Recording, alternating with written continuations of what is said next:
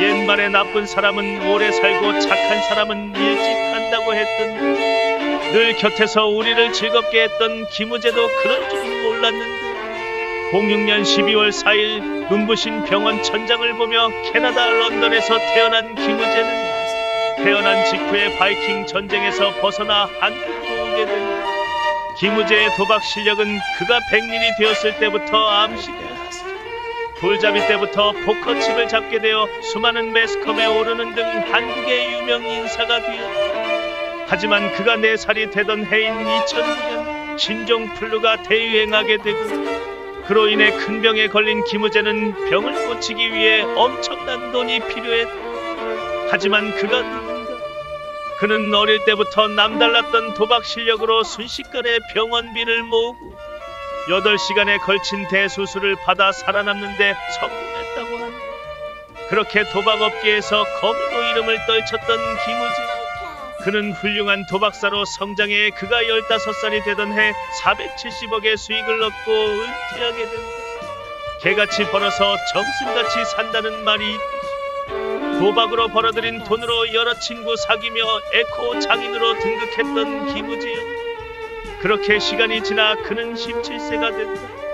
그는 어느 날 루나코인의 가능성을 보고 470억의 큰 돈을 모두 루나코인에 투자하게 된다. 이런 신발. 하지만 세상이 자기 마음대로만 되지는 않는다. 결국 그 큰 돈을 모두 잃고 만다.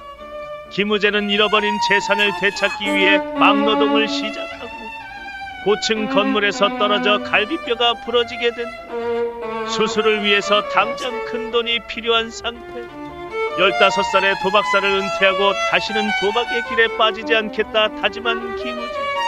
하지만 3살 버릇 80까지 간다고 했던 똥 마려운 강아지의 심정이 이럴까. 결국 김우재는 사채까지 쓰며 도박을 하다가 300억이라는 큰 빚을 가지게 된다.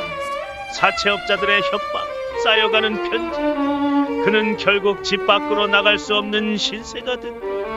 하지만 이렇게 집에만 있을 수는 없는 상황.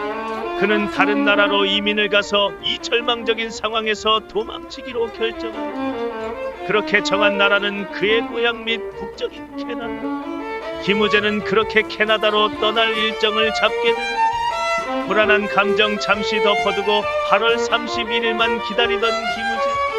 그러던 어느 날 김우재가 가슴에 격렬한 통증을 느꼈다. 대수롭지 않게 여기며 리그 오브 레전드를 플레이하던 김우재였는데 갑자기 쓰러져 버린 김우재. 팀원들의 욕설을 뒤로한 채 김우재는 병원으로 이송당하게 된다. 8월 10일 그는 결국 유방암을 진단받게 된다. 얼마 안 있어 캐나다 런던으로 도망칠 수 있던 김우재는 그의 슬픈 감정은 격해질 수밖에 없었다. 중환자실에서 전전긍긍하던 김우재. 그는 고통스러운 치료에서 벗어나기 위해 8월 18일 호스피스로 이동하게 되고 지금 그의 소식을 들은 사람은 아무도 없다고 한다.